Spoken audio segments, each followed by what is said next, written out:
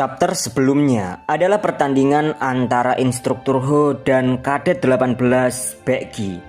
Di sana dengan penuh pengertian instruktur Ho memberitahu jika ada celah dari serangan Baekgi. Seketika Baekgi langsung menghindar dan dengan cepat memutar badan, lalu segera melesatkan ulang serangannya. Dari serangan itu para kadet nampak terpana dengan serangan Baekgi. Tapi sebaliknya yang terjadi berbeda. Kaki Baekgi terkena serangan tusuk berupa kiblat milik instruktur Ho. Dia tumbang terlempar dan menahan perih di bagian kakinya. Tapi ada rasa kagum pada Baekgi terhadap instruktur Ho, karena instruktur Ho belum memakai jurus utama Seven Demon Sword. Oleh sebab itu Baekgi memaksa dirinya untuk bangkit. Walaupun kakinya telah penuh darah dan berlubang, dia berniat akan mengakhiri dengan tekniknya atau diakhiri. Tak lama kemudian Baekgi kembali menyerang. Melihat itu instruktur Ho kagum dengan semangat juang Baekgi, walaupun harus menahan luka di kaki. Sampai kemudian instruktur Ho mencoba mengimbangi serangan Baekgi, tapi dia melihat serangan itu sebagai tipuan. Dan benar saja Baekgi bergerak dari bawah, kakinya menukik ke atas. Dari serangan itu bukannya takut, instruktur Ho malah tersenyum puas. Dia menyadari kalau ternyata Baekgi juga berada di tingkat expert. Dengan begitu instruktur Ho semakin bersemangat menghindari serangan Baekgi, seketika menghilang dan jongkok tepat di depan Baekgi. Dari celah yang terbuka itu instruktur Ho langsung melepas serangannya yang ngebikin Baekgi langsung tumbang. Para penonton juga nampak tak menyangka wajah mereka tegang menyaksikan pertandingan. Sedang Baekgi sendiri telah mencapai batasannya. Dia mengakui kekalahannya itu. Dari kejauhan Seon melihat Baekgi, dia menilai kalau Baekgi kurang beruntung, sebab lawannya berada di tingkat master. Sedangkan instruktur Ho nampak puas dengan pertandingannya dan menyuruh Baekgi untuk terus berkembang. Sekembalinya Baekgi di barisan kadet, Seon mengamati tubuh Baekgi. Di sana dia melihat banyak lebam merah dan kulit yang pucat. Dan dari itu Seon meminta supaya Nano menganalisisnya. Tak lama kemudian setelah pertandingan itu, instruktur membagikan pedang kayu, obat dan buku. Si Raja Api juga mengingatkan supaya 7 hari ini para kadet tak lupa dengan tugasnya untuk memperebutkan posisi ketua. Setelah itu kegiatan nampaknya dicukupkan. Seon awalnya ingin kembali ke asrama dengan niat menyerap bola obat, tapi sekumpulan orang nampak sedang menghadangnya. Dia kebingungan dengan kedatangan dan niat mereka karena masih belum jelas. Tapi tak lama pelayan Seon, Heobong, mencoba untuk membela bersama 3 orang lainnya, dan hal itu sedikit membuat Seon lega. Malam sebelumnya di asrama tim 8 ada 3 orang yang mengatakan pada Heobong bahwa mereka masih ragu untuk mengikuti Seon, karena dampaknya mereka akan menjadi musuh dari 6 klan utama. Tapi Heobong mencoba meyakinkan mereka jika dirinya tak ingin terus-terusan direndahkan. Dengan begitu dia memilih Seon sebagai tuannya, sebab dia percaya kepada Seon sepenuhnya. Mereka yang mendengar itu akhirnya memutuskan untuk menjadi pengikut Seon dengan bersumpah di hadapan Heobong. Kembali di kondisi saat ini, Seon mencoba menangani sendiri urusannya. Dia menemui perwakilan kerumunan yang bernama Goang dari klan elit. Lalu Goang menyampaikan niatnya bahwa sebenarnya dia hanya ingin menjadi anggotanya Seon. Kabar itu menjadi angin segar bagi Seon dan pengikutnya saat ini, karena tak perlu susah payah menambah anggota. Tapi nampaknya beberapa dari yang lain juga berebut untuk ikut serta bergabung dengan Seon. Karena saking banyaknya jumlah, beberapa orang dari klan kecil lumayan kesal, sebab didominasi oleh klan kelas atas. Tapi Seon sendiri sepertinya memiliki pertimbangan lain. Dia lalu mengungkapkan jika sebenarnya tidak hanya mencari anggota untuk lulus tes ketiga, akan tetapi dia menginginkan orang yang mau berjuang dengannya menjadi rekan, bahkan setelah selesai di akademi. Tampaknya mendengar keinginan Seon, para kadet menjadi ragu karena mereka tak ingin ikut campur dengan pertarungan 6 klan utama. Lalu karena mendengar itu, Seon sendiri menegaskan jika nanti dia memiliki misi pribadi untuk merubah 6 fondasi dari cabang utama. Dan karena itu, Seon menginginkan supaya mereka bisa menjadi rekannya. Tapi harapan itu membuat mereka langsung putus asa, sebab mereka menilai jika perkataan Seon seperti mendeklarasikan perang dengan 6 klan. Keraguan mulai menyelimuti dan akhirnya satu persatu dari mereka mengundurkan diri untuk tidak jadi bergabung dengan Seon. Setelah sebagian besar dari mereka pergi, nampaknya masih menyisakan beberapa orang yang bertahan. Lebih tepatnya ada 3 orang, yaitu Goang Hul, Jawomin, dan Oh Jong. Lalu tak lama setelah itu diawali oleh Goang yang mulai bersimpuh. Diikuti 2 lainnya yang langsung bersumpah setia akan menjadi pengikut Seon.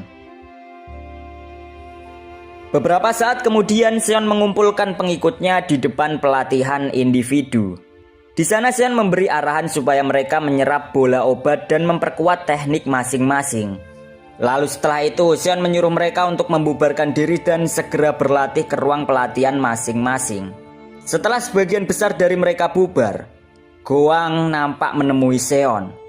Dia menyarankan supaya Seon memiliki 1 orang untuk ikut bersamanya. Karena Goang takut jika Seon menjadi target sebab memiliki tanda pengenal berwarna kuning. Dalam arti akademi mungkin memiliki tujuan lain bahwa tidak hanya melawan instruktur untuk mendapatkan tanda pengenal berwarna kuning itu. Barangkali perebutan pada kadet yang sudah memiliki tanda pengenal bisa saja diperbolehkan. Mendengar saran itu, Seon pun mempertimbangkan semua perkataan Goang. Mereka kemudian berpisah untuk berlatih. Nampaknya Goang terkejut karena Seon berlatih di tempat fasilitas yang hanya boleh digunakan oleh tingkat expert. Di sana dia tak menyangka kalau tuannya berada pada tingkat tersebut. Singkat cerita, di ruang pelatihan, Seon nampaknya telah menyerap bola obat dan menjadi expert sejati. Bahkan dia sudah bisa memakai ki-nya menjadi bentuk senjata. Setelah keberhasilan itu, Seon memutuskan untuk fokus dengan hal lain, yaitu melihat video pertarungan Baekgi. Dari video itu, dia mencoba mempaus di bagian Baekgi. Saat melihat itu, Seon mencoba memperbesar gambar Baekgi. Lebih tepatnya, dia melihat bagian wajah Baekgi. Ketika semakin dekat wajah itu, detailnya semakin jelas. Wajah Baekgi sangat pucat. Ada lebam atau bintik-bintik merah. Melihat kondisi itu, Seon kesal, tangannya terkepal, matanya tajam, dan dari kondisi Baekgi dia menyadari sesuatu. Singkat cerita, pada hari berikutnya terjadi pertarungan panas. Segala serangan tampak saling imbang. Ternyata ada seseorang yang telah menantang duel instruktur Hong. Dia menilai jika kadet yang menentangnya tampak telah mencapai expert sejati sepertinya. Hentakan demi hentakan terlihat seimbang. Instruktur menyadari kalau diteruskan dia akan kalah, sebab dia hanya diperbolehkan menggunakan teknik Seven Demon Sword. Dan sebenarnya musuh yang ada di depannya saat ini adalah kadet nomor 5, Yu Chan. Dan instruktur mengakui kejeniusannya dalam bela diri. Lantas karena itu, instruktur menyuruh Yu Chan untuk menghentikan duelnya. Dia lalu mencabut tanda pengenal kuning miliknya dan memberikan secara sukarela kepada Yu Chan. Setelah Yu Chan mendapatkan tanda pengenal itu, Yu Chan mengatakan, "Siapa yang harus aku tuju selanjutnya?" Sementara itu di tempat lain, tepatnya di kantin Demonic Academy, seseorang terlihat duduk sendirian. Tak lama kemudian dia didatangi seseorang. Dia adalah kadet 2, Kyung Won, yang nampak sedang menemui Baekgi, kadet 18. Tapi Baekgi langsung menghentakkan sumpit makannya, mengatakan kalau dia sedang makan dan tak ingin diganggu. Kyung Won kemudian menyampaikan kedatangannya bahwa dia ingin merekrut Baekgi sebagai anggotanya, karena baginya Baekgi termasuk orang yang kuat. Baekgi sendiri tak peduli dengan omongan itu dan terus lanjut menghabiskan makanannya. Sekilas Kyung Won nampak kesal karena tak digubris. Tapi kedatangannya sebenarnya hanya ingin menyampaikan ajakannya pada Baekgi. Sementara dalam diamnya, tampaknya ajakan tersebut sudah 2 kali diterima oleh Baekgi. Salah satunya dari Yu Chan yang langsung menawarkan posisi sebagai tangan kanan. Di sana Baekgi masih memikirkan itu karena sebenarnya dia sendiri tak tertarik menjadi ketua grup atau mendaki posisi status lebih tinggi. Dan dia juga tak ingin berada di bawah seseorang sebagai pengikut. Karena satu-satunya tujuannya adalah untuk menjadi lebih kuat. Tak lama kemudian Baekgi melanjutkan untuk makan. Saat menikmati itu, tiba-tiba seseorang datang dan mengatakan padanya jika nanti dia bisa mati bila tak diberitahu. Spontan Baekgi langsung berhenti makan dan melihat jika yang mengatakan itu adalah Seon.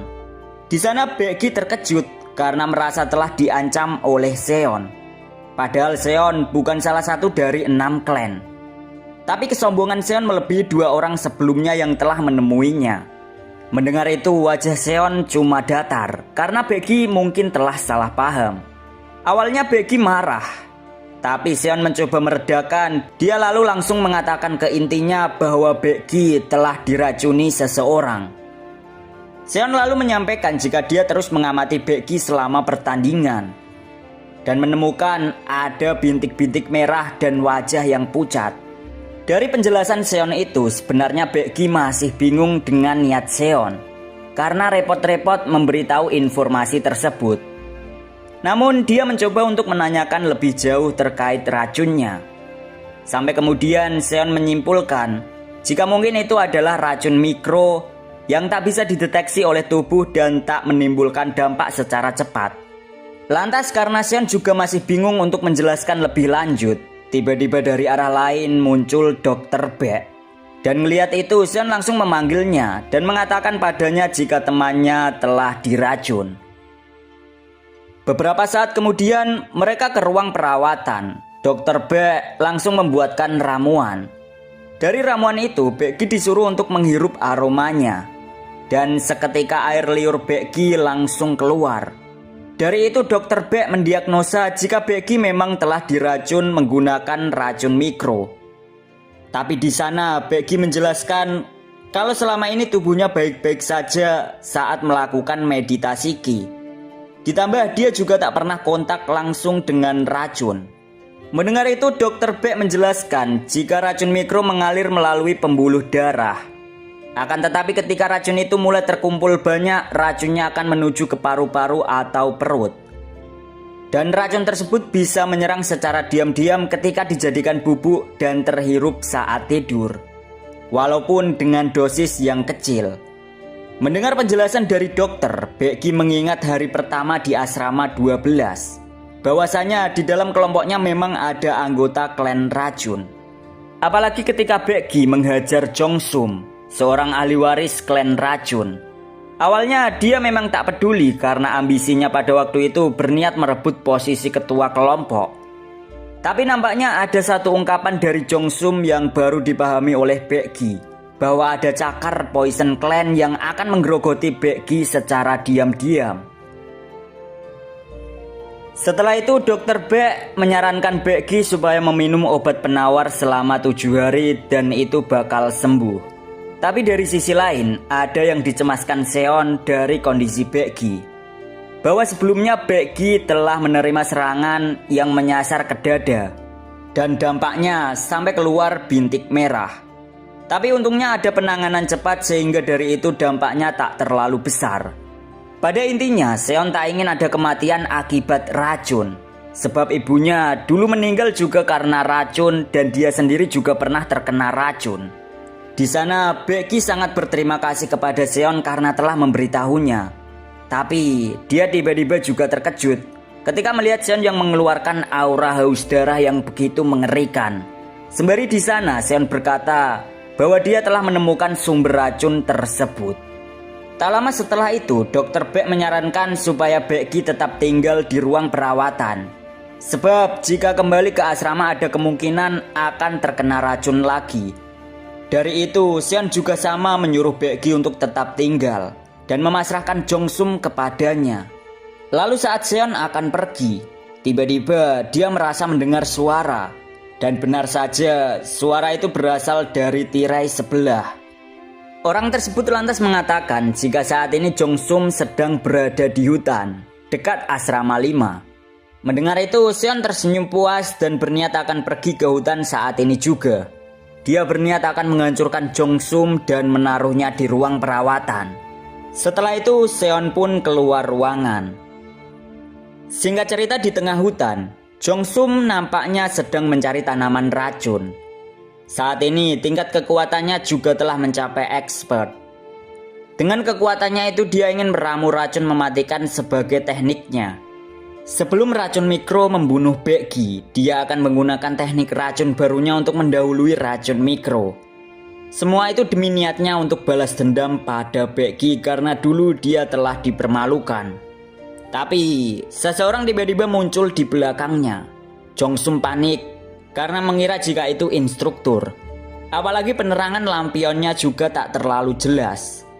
Namun tak lama kemudian sosoknya mulai terlihat jelas mendekat. Dia adalah Seon yang telah mengetahui semua niat Jongsum dengan menggunakan racun mikro. Awalnya Jongsum terkejut karena racun mikronya telah diketahui oleh Seon. Tapi lama-kelamaan dia tertawa terbahak-bahak sebab dia mengingat sesuatu tentang Seon yang ada hubungannya dengan racun mikro. Sembari tertawa, Jongsum berkata, "Oh iya, aku baru mengingat, ibumu yang kotor juga." Bang! Pukulan telak langsung mengarah ke wajah Jongsum. Lampion dan darahnya muncrat berhamburan. Sekuat tenaga Seon memukul Jongsum. Wajahnya menyiratkan amarah yang tak terbendung. Hentakan pukulannya kasar penuh kebencian dan pelepasan pukulan itu melempar Jongsum penuh tekanan. Tubuh Jongsum terpontang-panting, terlempar dengan brutalnya. Diikuti darah yang muncrat tak terkira. Sampai pada puncaknya Jongsum terhempas menghantam batu dan darah Jongsum mengucur deras dari mulutnya. Tubuhnya terbujur lemah, nafasnya berat. Ketidakpercayaan atas serangan Seon muncul di benaknya. Dari kejauhan Seon nampak mendekat, menatap dengan tatapan kebencian. Dia lalu mengatakan pada Jongsum bahwa pertarungan baru saja dimulai. Dari sisi Jongsum, dia memaksa tubuhnya untuk bergerak. Sebab serangan kecut Seon membuat ototnya mati rasa. Sedangkan Seon sendiri sembari kembali memukul, dia mengatakan bahwa Jongsum telah menghina ibunya dengan mulut kotornya. Saat tinju itu mengarah ke Jongsum, nampaknya tubuh Jongsum sudah bisa digerakkan kembali. Dengan begitu Jongsum memberi serangan balik sebelum tinju Seon mengenainya. Awalnya Jongsum senang karena Seon telah lengah. Tapi raut wajahnya berubah seketika sebab serangan baliknya dengan gampang ditahan oleh Seon. Seon lalu mencekram tangan Jongsum dengan kuat, ngebikin Jongsum langsung kesakitan. Tapi di sana Jongsum tak menyerah. Tangan kirinya mencoba menyerang Seon. Dari itu, segera Jongsum langsung menyemprotkan racun tepat di wajah Seon. Seketika akhirnya Seon melepas cengkraman dan mereka saling bertolak mundur. Tak berhenti melihat Seon yang masih menahan wajahnya, Jongsum langsung bergerak, memberi semprotan racun asam yang mematikan. Dari serangan itu wajah dan tangan Seon langsung rusak parah. Awalnya Jongsum merasa berhasil karena serangannya telah mengenai Seon. Dia merasa telah menang, tapi ada satu hal yang tak diketahui oleh Jongsum, bahwa Seon bisa meregenerasi tubuhnya dengan bantuan nano. Benar saja segera Seon bisa bangkit berdiri. Di sana Jongsum bingung karena tubuh Seon tiba-tiba kembali normal tanpa luka sedikit pun. Melihat itu Jongsum tak percaya. Sampai-sampai dia ketakutan melihat Seon. Tubuh Jongsum bergetar hebat sebab aura Seon semakin menyala. Ditambah sebuah fakta jika racunnya tak berdampak sama sekali pada Seon. Ketakutan Jongsum menjadi-jadi karena seharusnya tak ada yang bisa menyembuhkan serangannya. Bahkan oleh seorang seniman bela diri terkuat sekalipun. Setelah melihat itu Jongsum sangat putus asa. Dia terbujur kaku di tanah sedangkan Seon kembali mendekatinya, memberi pukulan telak. Hantaman itu semakin keras. Jongsum terlempar. Gigi-giginya mulai copot dan pada akhirnya hanya ada teriakan kesakitan. Tak lama setelah itu Seon menatap Jongsum dengan dingin. Wajahnya datar tapi sedikit terkejut. Karena di depannya, Jongsum nampak menghentakkan kepalanya ke tanah meminta belas kasihan. Dia menangis menjerit meminta tolong untuk mengampuninya. Seketika Seon memegang bahu Jongsum, menawarkan kelangsungan hidupnya. Seon katakan, "Kau ingin hidup, kau ingin aku mengampunimu. Kau membuat ibuku mati dalam rasa sakit yang luar biasa. Namun, kau masih memiliki keberanian untuk meminta belas kasihan." Mendengar perkataan Seon itu, Jongsum menyadari dirinya akan tamat. Dia sampai berteriak dan berharap ada seorang instruktur yang bisa mendengar teriakannya karena dekat asrama. Keberisikan Jongsum membuat Seon muak. Seketika dia langsung menekan titik darah Jongsum. Dari teknik parales Seon itu, suara Jongsum langsung menghilang. Tatapannya kosong dan menyadari kalau tak ada lagi yang dapat dilakukan olehnya. Namun Seon langsung menginjak tangan Jongsum dengan sadis, mencoba menghancurkan tangan yang digunakan untuk mengeluarkan racun itu. Rasa sakit langsung dirasa oleh Jongsum. Dia mencoba berteriak, tapi tak ada suara sama sekali yang keluar. Setelah tangan itu dihancurkan oleh Seon, Seon sendiri mengatakan jika dia tak akan membunuh Jongsum hari ini. Perkataan itu dirasa Jongsum seperti angin segar. Dia sedikit tersenyum merasa lega, tapi tatapan Seon semakin tajam, dingin. Diikuti mulutnya yang mengatakan bahwa dia memang tak akan membunuh, tapi akan menyiksa dengan buruk sampai memohon ingin dibunuh. Mendengar itu Jongsum tampak pasrah. Tak ada lagi yang bisa dilakukannya, bahkan untuk berbicara pun suaranya tak keluar. Dia telah seperti daging tak bernyawa, penuh luka, darah, dan air mata. Beberapa saat kemudian kakinya, tangannya, semua tubuhnya bengkok tak beraturan. Ditambah sebagian besar darahnya mulai mengering. Dalam kondisi sekarat itu Jongsum telah putus asa. Dia mengingat-ingat tentang biang masalah yang dibuatnya terhadap Seon. Tentang kenapa dia memakai racun mikro. 6 tahun yang lalu, Jongsum kecil sedang berada di apoteker rumah utama klan racun. Saat sedang belajar sesuatu, dia tak sengaja mendengar percakapan. Dari itu Jongsum mencoba menguping percakapan antara ibunya, Nona Baek, dengan seorang yang memakai cadar. Di sana Nona Baek memberikan ramuan berupa racun mikro kepada wanita bercadar tersebut. Pemberian racun itu sebenarnya diberikan untuk pembelajaran teknik racun mikro. Tapi nampaknya ada senyum yang menyiratkan niat lain. Hal itu disadari oleh Jongsum kecil, bahwa wanita bercadar tersebut berniat menggunakan racun mikro untuk dipergunakan dalam hal lain. Di sana Jongsum kecil merasa ada kejanggalan. Sampai kemudian firasat itu benar. Kurang dari setahun ada berita bahwa istri ketujuh Lord atau Nona Hua telah meninggal. Jongsum kecil melihat ibunya yang bahagia karena meninggalnya Nona Hua, sebab ibunya sangat membencinya. Namun kebahagiaan itu tak bertahan lama karena penyebab kematian berasal dari keracunan mikro. Kematian Nona Hua membuat Lord sangat marah. Tapi untungnya klan racun dapat menghindari amarah Lord atas pembelaan Dr. Demonic Cult bahwa racun mikro tidak khusus berasal dari klan racun. Di samping itu setelah kematian Nona Hua, tiba-tiba juru masaknya juga melakukan bunuh diri. Sehingga sampai sekarang pelakunya tak pernah ditemukan. Dan satu-satunya hal yang dapat dikaitkan adalah antara juru masak dan wanita bercadar. Tapi masalahnya tidak ada yang tahu tentang wanita tersebut. Tak lama setelah kejadian itu, kakek Jongsum yang merupakan kepala klan racun dan salah satu dari 6 ketua dewan, posisinya telah dicabut sebagai ketua dewan. Tak sampai sana, Lord juga menceraikan semua istrinya dari ke-6 klan. Di sisi lain, Jongsum kecil menanyakan tentang ibunya yang memberikan racun mikro kepada wanita bercadar. Oleh karena Jongsum tahu mengenai itu, ibunya membujuk Jongsum supaya merahasiakan kejadian tersebut supaya Jongsum terhindar dari murka Lord atau ayahnya.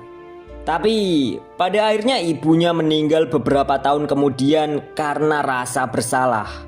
Jongsum yang mulai beranjak remaja sebenarnya ingin berniat memberitahu ke semua orang bahwa ibunya bukan orang yang melakukannya. Tapi dia sendiri tak ingin mengingkari janjinya terhadap ibunya. Oleh karena ketidakberdayaan itu, dia bersumpah akan menjadi Lord, posisi tertinggi dalam Heavenly Demonic Cult, dan membalas dendam pada pelaku sebenarnya beserta klannya demi ibunya. Di samping itu, karena Nona Hua atau Ibu Seon adalah akar dari semua masalah, dia juga bersumpah akan membunuh keturunannya, Seon Jae-won, dengan tangannya sendiri. Tak lama setelah mengingat itu, hanya ada kata maaf yang keluar dari mulut Jongsum kepada ibunya, karena dia tak bisa bertahan lebih lama lagi untuk hidup. Sebab di depannya sosok Seon terlihat begitu murka, terpancar aura haus darah yang siap membunuhnya. Jongsum menyadari kalau dirinya tak sanggup dan tak bisa mengalahkan monster gila tersebut. Sedangkan Seon sendiri yang mengamati Jongsum sekarat terlihat heran karena dia melihat jika Jongsum nampaknya berjuang ingin mengatakan sesuatu, tapi tertahan oleh teknik parales miliknya. Oleh karena Seon penasaran, dia pun menghentikan teknik paralesnya terhadap Jongsum. Benar saja setelah itu Jongsum nampak mengatakan sesuatu, tapi karena ucapannya tak jelas, Seon menyuruh Nano untuk menganalisis, dan dari itu ternyata Jongsum mengatakan jika bukan klan racun yang membunuh ibunya. Tak sampai sana, Jongsum juga mengungkapkan jika pembunuh sebenarnya berasal dari 5 klan lainnya. Dan Jongsum juga memohon supaya Seon tak menghancurkan dantiannya, karena dia berjanji akan mengungkapkan semuanya. Di sana Seon masih ragu, dia lantas mengaktifkan analisis wajah. Saat melihat wajah Jongsum, Nano memberi laporan jika kemungkinan Jongsum berbohong hanya kurang dari 5%. Awalnya Seon merasa bersalah karena telah melampiaskan amarahnya pada Jongsum yang mungkin tak bersalah. Tapi Seon sendiri mencoba membantah perasaannya. Dia lalu menanyakan apakah Nona Baek atau ibu Jongsum tak ada kaitannya dengan kematian ibunya.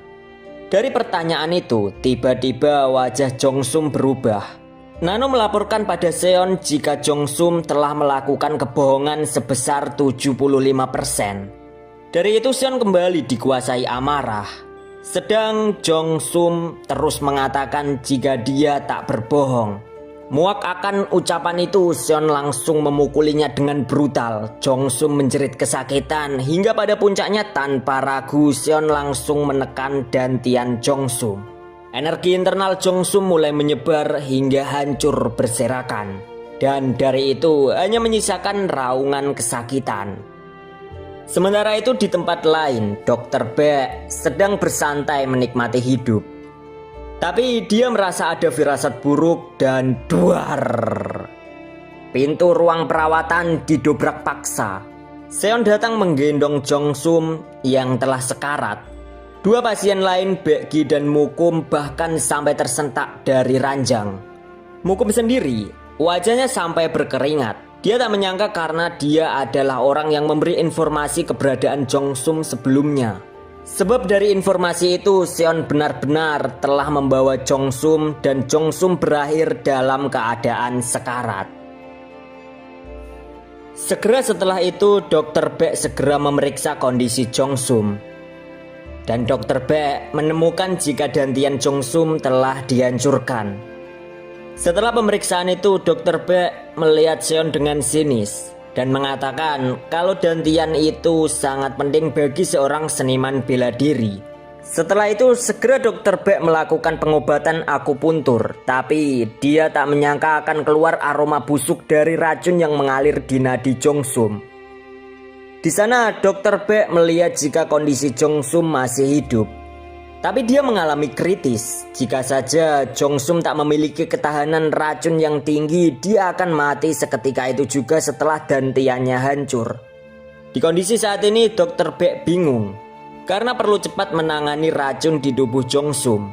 Sampai akhirnya dia mengingat bahwa pernah diberikan obat penawar racun oleh gurunya. Dari penawar itu, dokter langsung memaksa Jongsum untuk menelannya. Di sisi lain, Seon nampak panik. Dia sampai memiliki pemikiran untuk meminta Nano masuk ke tubuh Jongsum. Sayangnya itu mustahil. Walau bagaimanapun, dia tak ingin Jongsum mati di kondisi saat ini. Sampai kemudian Seon menyadari ada darah Jongsum yang menempel di bajunya. Segera Seon meminta Nano untuk menganalisis darah tersebut. Seon kemudian meraba darah itu, segera proses analisis racun dijalankan. Lalu setelah mengetahui jenis racunnya, Seon mencoba untuk membuat obat penawar dengan bahan-bahan obat mentah yang ada di ruang perawatan. Sementara itu nampaknya Dr. Baek baru saja selesai menghentikan penyebaran racun dengan obat penawar dan akupunturnya. Saat dia berniat untuk bersantai, tiba-tiba tercium bau yang diketahuinya sebagai bau minuman herbal. Segera Dr. Baek mencari sumber bau tersebut dan ditemukanlah Seon yang sedang meraciknya. Mengetahui itu, segera Dr. Baek memeriksa. Dia terkejut dengan kelakuan Seon yang tiba-tiba bisa membuat ramuan herbal. Segera Dr. Baek memeriksa herbal itu. Sebab herbal yang salah dapat menjadi racun baru jika penggunaannya tidak benar. Setelah selesai mencoba, Dr. Baek mengatakan jika herbalnya tepat. Akan tetapi pemakaian obat untuk pasien, racunnya harus diketahui lebih dulu. Dan keterkejutan terpancar di wajah Dr. Baek. Sebab Seon menjelaskan dengan detail kondisi racun di tubuh Jongsum. Setelah itu Seon memohon izin supaya obat herbal tersebut digunakan untuk menangani racun di tubuh Jongsum. Dan dia akan bertanggung jawab. Beberapa saat kemudian Dr. Baek mengabulkan permintaan Seon dan memberikan obat tersebut kepada Jongsum. Setelah pemberian obat itu selesai, Dr. Baek memuji Seon karena telah dengan benar meracik obat. Tapi dia juga menegur karena gegabah bertindak sendiri tanpa izinnya. Setelah itu Dr. Baek nampak mengkhawatirkan Seon sebab tindakannya yang telah menghancurkan dantian Jongsum. Alasan kekhawatiran Dr. Baek karena nanti direktur akademi maupun klan racun itu sendiri pasti tidak akan diam atas kejadian tersebut. Mendengar itu, Seon berterima kasih atas perhatian Dr. Baek dan dia akan bertanggung jawab penuh atas masalah yang dibuatnya. Mendengar itu, Dr. Baek sebenarnya masih cemas, tapi mau gimana lagi, tak ada yang bisa dilakukan olehnya atas keputusan dan konsekuensi yang akan diterima Seon. Setelah itu, Dr. Baek memberi nasihat bahwa sejauh dirinya berada di cabang utama Demonic Academy, dia melihat jika yang bertahan bukanlah yang kuat, tapi adalah mereka yang licik. Dan Dr. Baek berharap supaya Seon tidak keras kepala. Setelah itu, Dr. Baek menyuruh Seon untuk kembali ke asrama karena sudah larut malam. Beberapa saat kemudian Seon telah keluar dan beranjak kembali ke asrama. Dari belakangnya seseorang terlihat mengikuti. Tapi tiba-tiba dia berhenti memandang bulan yang bersinar. Raut wajahnya menampakkan rasa bersalah atas tindakan yang telah dilakukannya.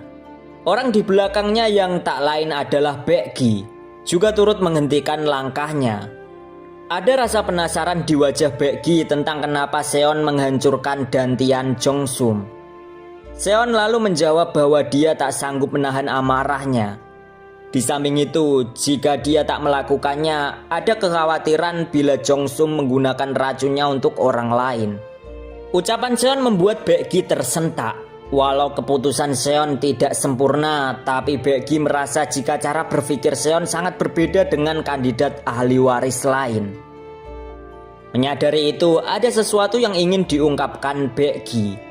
Lalu dia memaksa dirinya untuk mengungkapkan keinginannya, tapi sesuatu tak terduga muncul menghalangi niat Baekgi. Sekumpulan pengikut Seon, Heobong dan kawan-kawan datang menjemputnya. Di sana Seon meminta maaf telah membuat pengikutnya khawatir. Sedang diam-diam dari kejauhan, Baekgi mengamati kehangatan tersebut. Merasa kalau Seon telah menemukan bawahan yang setia. Sedangkan dia sendiri bahkan di asrama tak memiliki siapapun.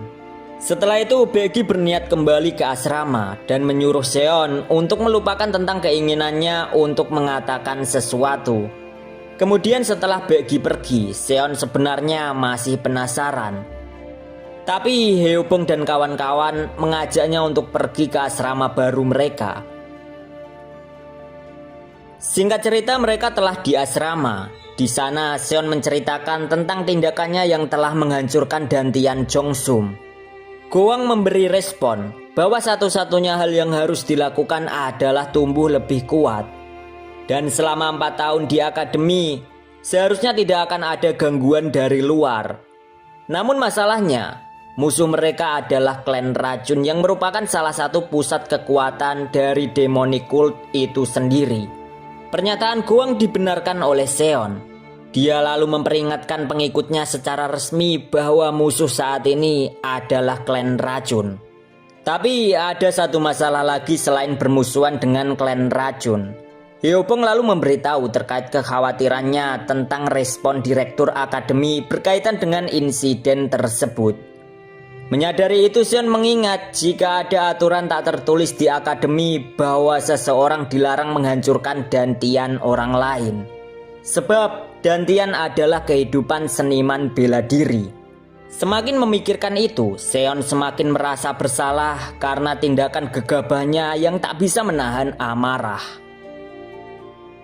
Benar saja pada keesokan harinya, Seon telah dibawa menuju ke lantai 3 Demonic Academy di kantor direktur.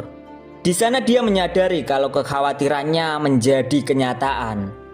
Singkatnya, Seon masuk ke kantor tersebut dan langsung menghadap direktur akademi yang tak lain adalah Raja Api Guardian Kiri.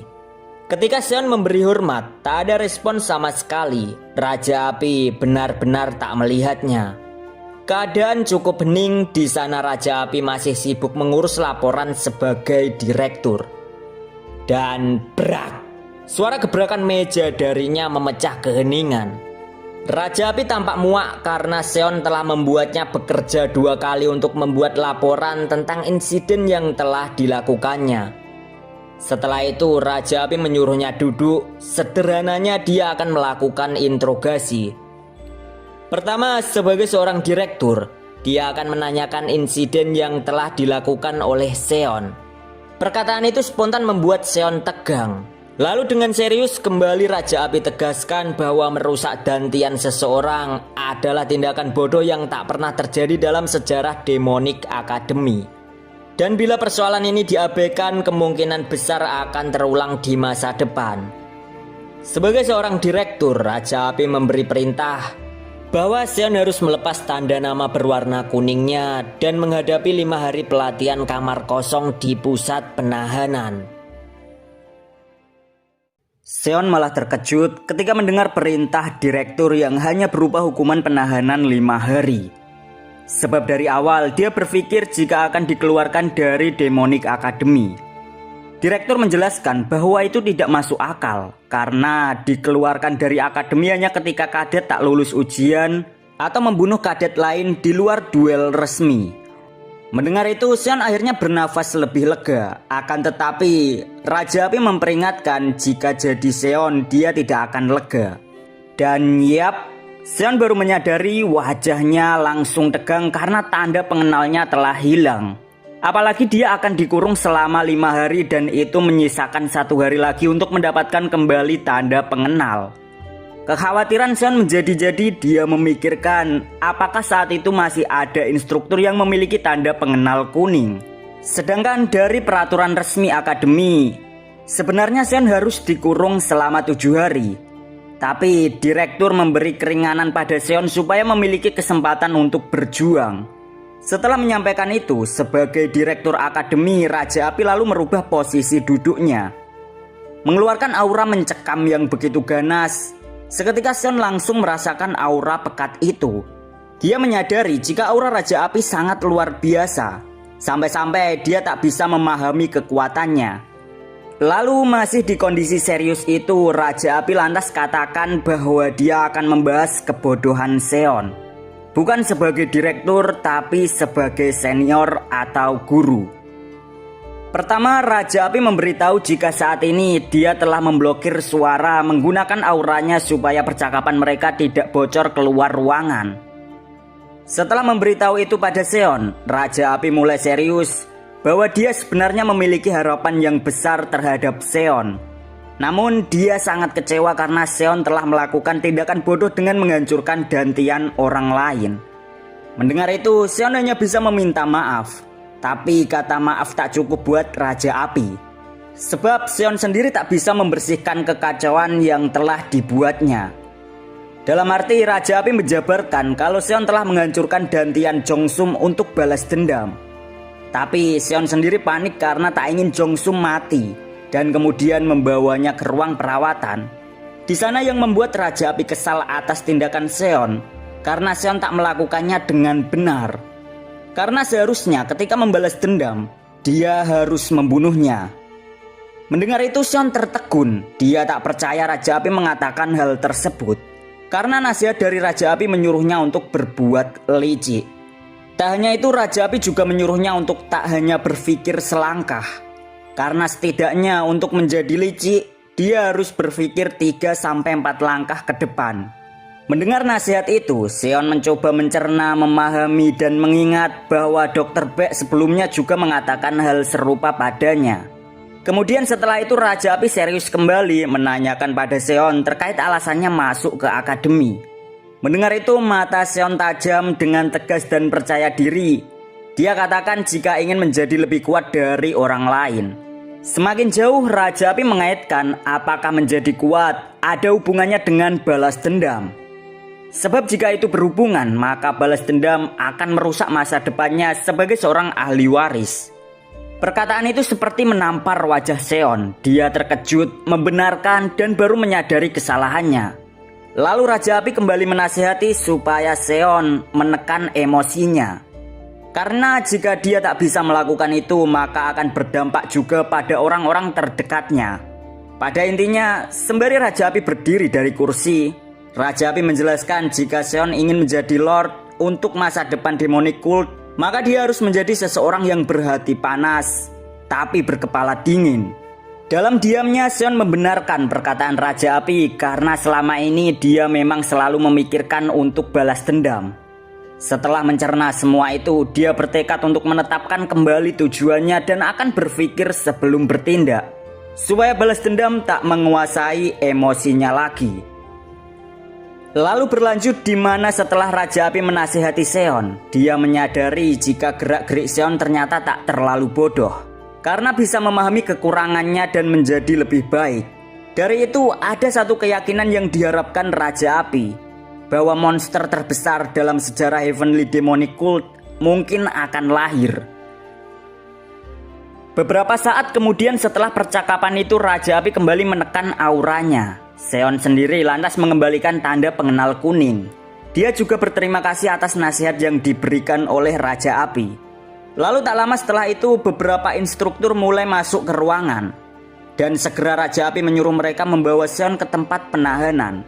Mendengar perintah itu, Seon mencoba mengatakan kalau dia butuh sedikit waktu untuk menjelaskan kondisinya kepada kelompoknya sebelum ke ruang penahanan. Tapi Raja Api tak mengizinkan sebab hukuman itu akan diumumkan secara resmi. Di samping itu Raja Api juga menegaskan kalau kelompok Seon sekarang statusnya hanyalah mantan. Dan mereka akan kembali menjadi kadet biasa yang belum memiliki kelompok. Mendengar semua penjelasan itu dari Raja Api, Seon memahami bahwa dia sedang diajari tentang suatu konsekuensi dari tindakan bodohnya. Singkat cerita, beberapa saat kemudian Akademi telah mengumumkan secara resmi dengan papan pengumuman yang berisi bahwa Kadet 7 telah menghancurkan dantian Kadet 4, menghilangkan seni bela diri seorang yang berbakat, dan saat ini telah ditahan selama 5 hari. Pesan terakhir di papan itu berbunyi bahwa insiden tersebut adalah contoh dan tak boleh ditiru oleh kadet lain. Para kadet yang berkerumun membaca pengumuman langsung ribut. Karena memang menghancurkan dantian adalah sesuatu yang fatal dan akan membuat seseorang menjadi daging mati tanpa kekuatan. Saat mereka lagi fokus dan ribut dengan papan pengumuman itu, tiba-tiba terdengar tawa lepas yang mengalihkan fokus, dan suara itu berasal dari Yu-chan yang mengetahui kegilaan Seon karena menghancurkan Dantian. Tawa Yu-chan begitu lepas tak terkendali, tapi ekspresinya spontan berubah. Senyumnya tengil menyiratkan kesadaran bahwa dia menyadari ada persaingan yang berkurang. Begitupun di sisi lain, kesadaran itu juga muncul dari Kadet 2 Kyung Won dan Kadet 1 Muyen, yang pada intinya ketiga calon ahli waris merasa beruntung sebab persaingan untuk menjadi Lord telah berkurang. Singkat cerita, di tengah hutan belantara, pengikut Seon nampak sedang berkumpul. Di sana mereka mencemaskan dan memikirkan apakah sekembalinya Seon dari penahanan masih ada tanda pengenal kuning yang tersisa. Tapi karena kemungkinan itu kecil, kemungkinan lain mungkin merebut tanda pengenal dari kelompok lainnya. Di tengah perbincangan membahas hal tersebut, dari arah lain seseorang datang. Yap, dia adalah Baekgi. Sementara itu pada hari berikutnya, di mana waktu menunjukkan malam hari, yang berada di tengah hutan, lebih tepatnya di tempat penahanan yang dijaga oleh dua instruktur. Sedangkan di dalam ruang penahanan, Seon tak menyiakan waktu. Dia terus-terusan berlatih, menajamkan segala tekniknya dengan bantuan nano menggunakan simulasi. Singkatnya, latihan telah dicukupkan karena Seon merasa lapar. Dan selama dia di tempat penahanan, dia hanya diberi makanan keras dan basi selama 4 hari lagi. Sesuatu yang cukup menyiksa baginya, apalagi ruang penahanan juga begitu pengap dan lembab. Secara umum rata-rata seorang kadet tak mampu bertahan walau cuma sehari. Namun ada satu keuntungan yang dirasa oleh Seon, bahwa tak ada yang memperhatikannya. Dan selama penahanan dia bertekad akan memperkuat diri dengan maksimal. Saat sedang memikirkan itu, secercah cahaya muncul, menandakan pintu telah dibuka. Seon nampak menduga-duga sebab waktunya dihukum belum selesai.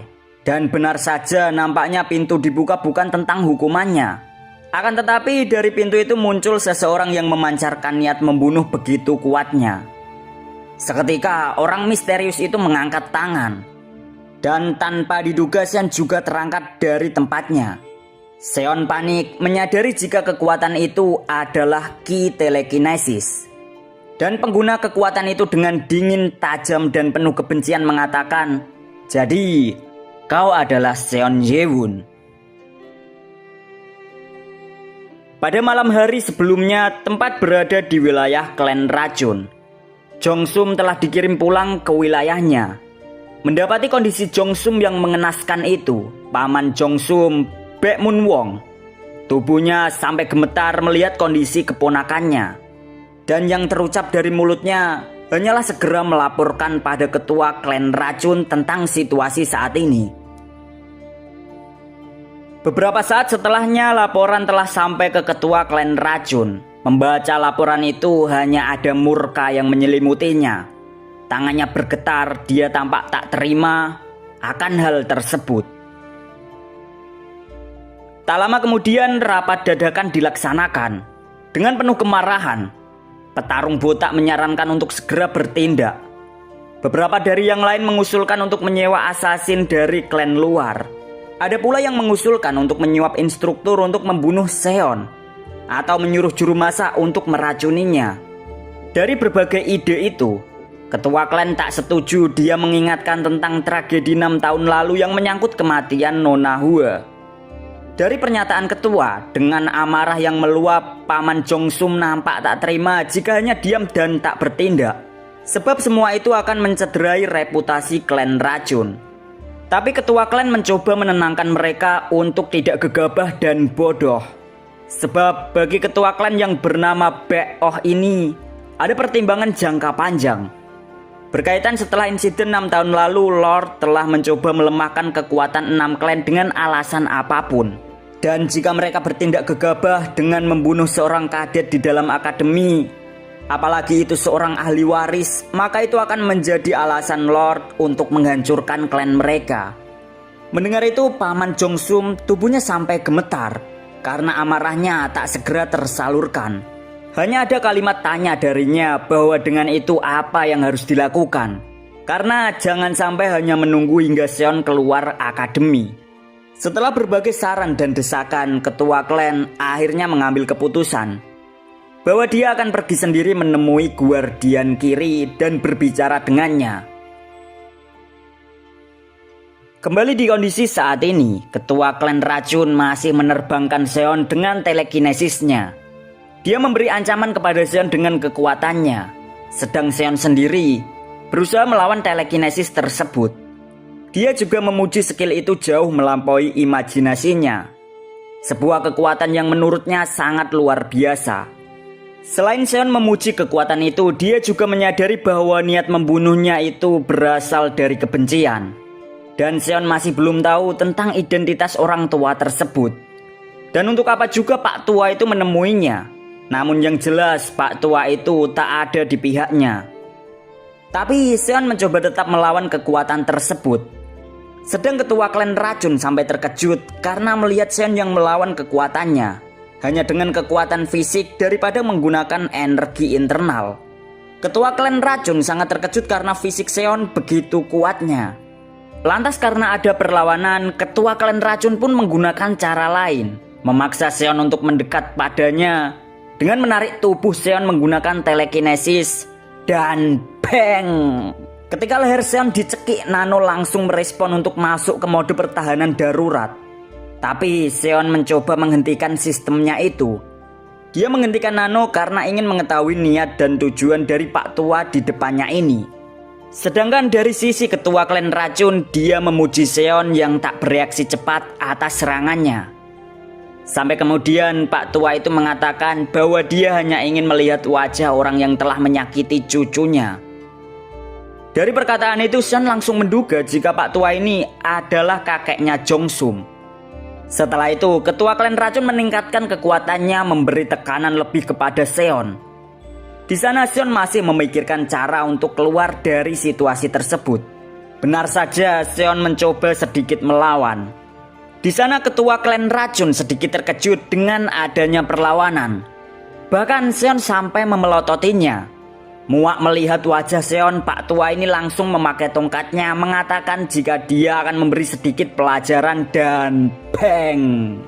Seketika dia menghempaskan Seon membuat Seon terlempar, menghantam dinding dan memuntahkan darah. Tak berhenti Pak Tua secara cepat kembali memakai telekinesisnya. Menarik Seon dengan brutal. Pak Tua bergumam, seharusnya setelah ini wajah sombongnya tak lagi berekspresi. Tapi nampaknya wajah Seon semakin menantang ketika melihat Pak Tua. Melihat itu hanya ada keterkejutan dan kemustahilan di wajah Pak Tua. Pak Tua sampai berpikir kalau Seon ini pasti akan menjadi masalah besar baginya jika terus dibiarkan. Lamunan Pak Tua pecah sebab Seon menanyakan ke Pak Tua apakah dia akan membunuhnya dan melanggar aturan demonic cult. Mendengar itu, Pak Tua kembali melempar tanya jika dia akan menggunakan racun asam dan pasti tak ada barang bukti. Tapi dengan santai, Seon menjawabnya bahwa jika dia menghilang dari akademi maka klan racun akan menjadi urutan teratas dari daftar tersangka. Mendengar itu, sembari tangan Pak Tua masih mencekram leher Seon, dia mengatakan kalau Seon ini memiliki skill bela diri dan pemikiran yang jauh lebih maju. Ditambah dia juga tak terlihat takut pada tekanan. Lantas karena memang kondisinya ada di akademi dan Pak Tua tak bisa membunuh Seon saat ini juga, sembari tangannya melepas cengkraman, Pak Tua mengatakan sebuah janji pada Seon bahwa setelah Seon selesai dari akademi, dia akan menghancurkan Seon lebih dari rasa sakit apapun. Dan setelah itu dia akan menghancurkan dantian Seon dan menyiksanya sampai sekarat. Mendengar dan melihat itu, Seon begitu ngeri karena aura membunuh Pak Tua semakin ganas. Lalu Pak Tua memakai skill telekinesisnya membuka paksa mulut Seon, kemudian mengambil bola racun dari gelangnya dan secara cepat memasukkan ke mulut Seon. Tanpa bisa menolak, Seon menelannya. Lantas dengan tatapan tajam Pak Tua mengancam jika itu bukan racun yang mematikan. Tapi jika Seon sampai membocorkan tindakannya ini, dia tak akan peduli pada aturan dan tetap akan membunuh Seon. Lalu setelah itu Pak Tua langsung melepas Seon dengan memberi serangan kejut. Dan bang! Seon terhempas menabrak dinding dengan brutalnya. Kemudian Pak Tua memberi salam perpisahan. Segera dia keluar dari ruang penahanan. Sedangkan Seon sendiri tubuhnya penuh luka. Sedang matanya masih tajam menatap kepergian Pak Tua. Beberapa saat kemudian para instruktur segera membuka pintu penahanan. Ketua klan racun berjalan pergi menemui seseorang yang sedari awal telah menunggu di luar. Dia adalah guardian kiri direktur akademi yang memperingatkan ketua klan racun untuk tidak berlebihan. Mendengar peringatan berulang kali itu, ketua klan racun hanya menghela nafas. Tapi dia juga meminta maaf ke direktur karena telah menyentuh Seon sebab dirinya tak bisa menahan amarahnya.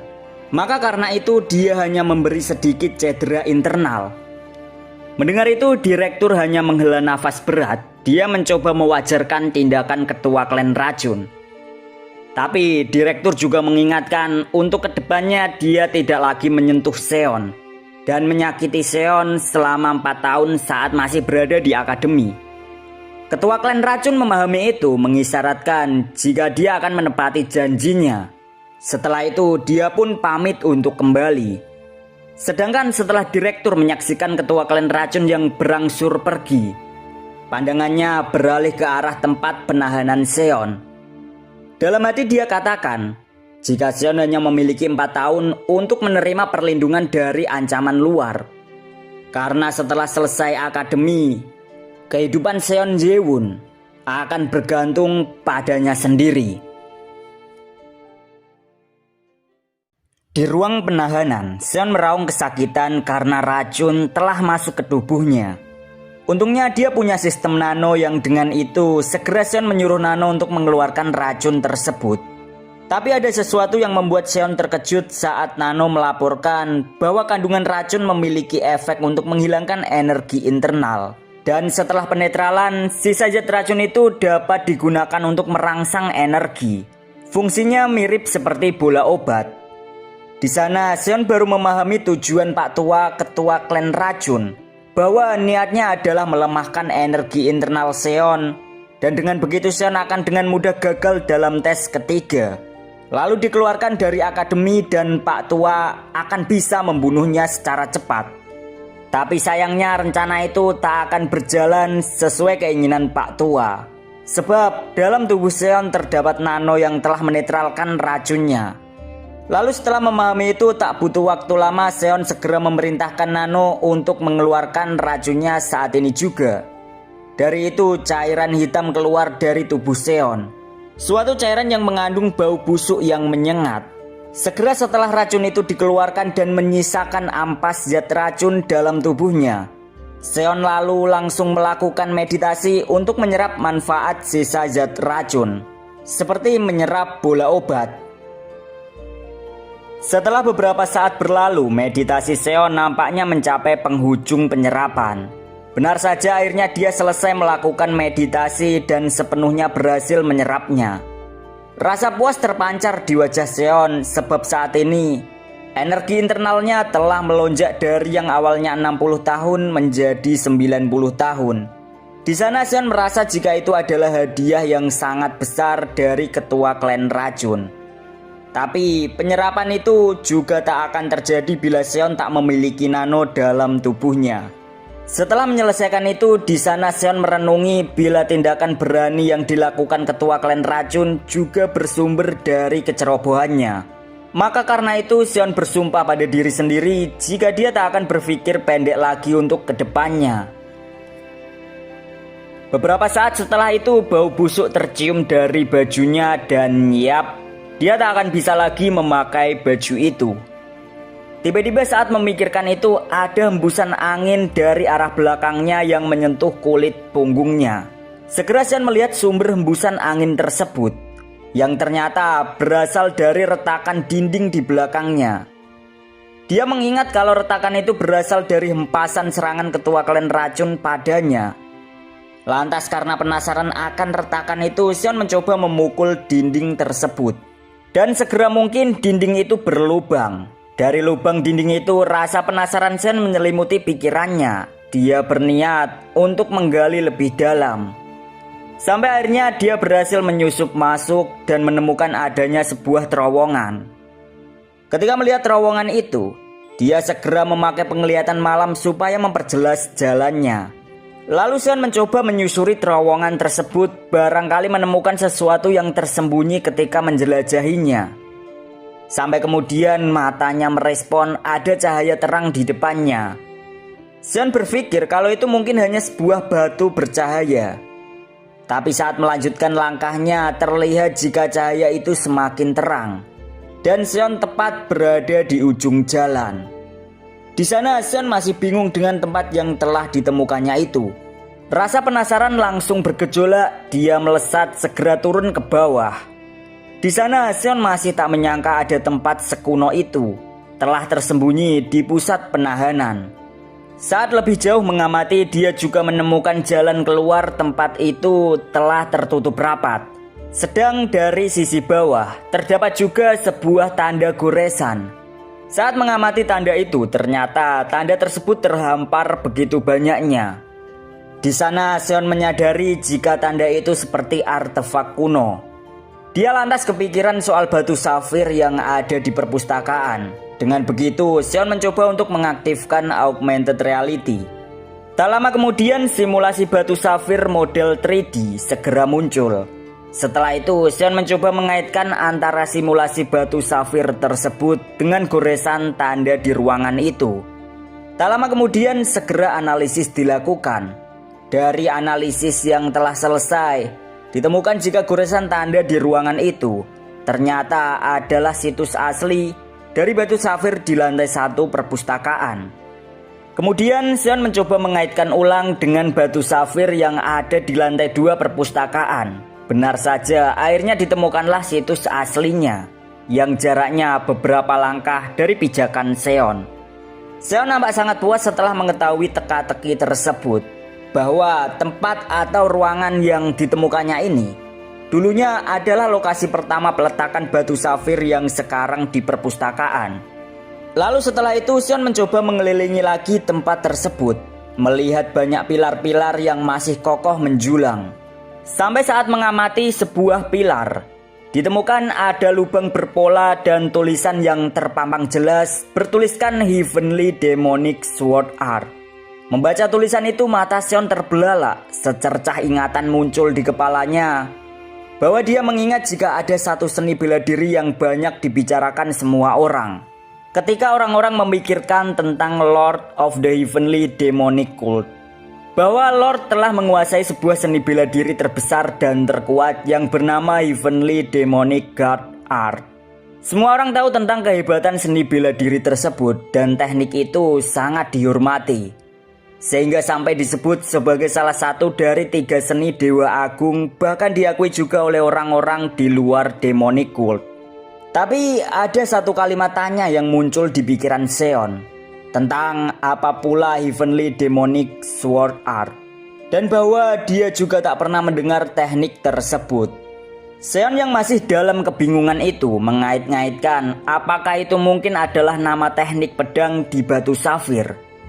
Tapi Seon juga masih meragukan, dan dari itu dia mencoba memeriksa tulisan di pilar tersebut, yang ternyata hasilnya serupa, bahwa itu adalah tulisan tangan seperti di batu safir perpustakaan. Seon lantas mengingat percakapannya dengan penjaga perpustakaan lantai pertama berkaitan dengan teknik pencerahan peninggalan leluhur Heavenly Demon. Kemudian dengan senyum yang terpancar, sampailah Seon pada kesimpulan jika ternyata teknik pedang absolut yang lahir dari pencerahan leluhur Heavenly Demon adalah Heavenly Demonic Sword Art. Tak sampai sana, lubang di pilar tersebut juga dibayangkan Seon berbentuk sebuah naga yang sedang naik ke atas. Dari pengamatannya itu, Seon mencoba mengulik lebih dalam makna lubang tersebut, yang mana lubang itu berjumlah 24 lubang, seperti teknik pedang Heavenly Demonic Sword Art. Saat Seon mencoba memikirkan dan mengaitkan, dia tiba-tiba fokus memikirkan tentang naga yang sedang naik. Dari itu, Seon langsung menatap ke atas pilar. Seketika cahaya terang benderang memancar di penglihatannya. Matanya merasa perih karena cahaya tersebut. Segera Seon mengaktifkan mode penglihatan anti cahaya. Dari itu, dia langsung kembali melihat dan ditemukanlah batu-batu bercahaya terhampar di langit-langit ruangan. Tak hanya itu, dari batu tersebut juga terdapat detail tulisan-tulisan.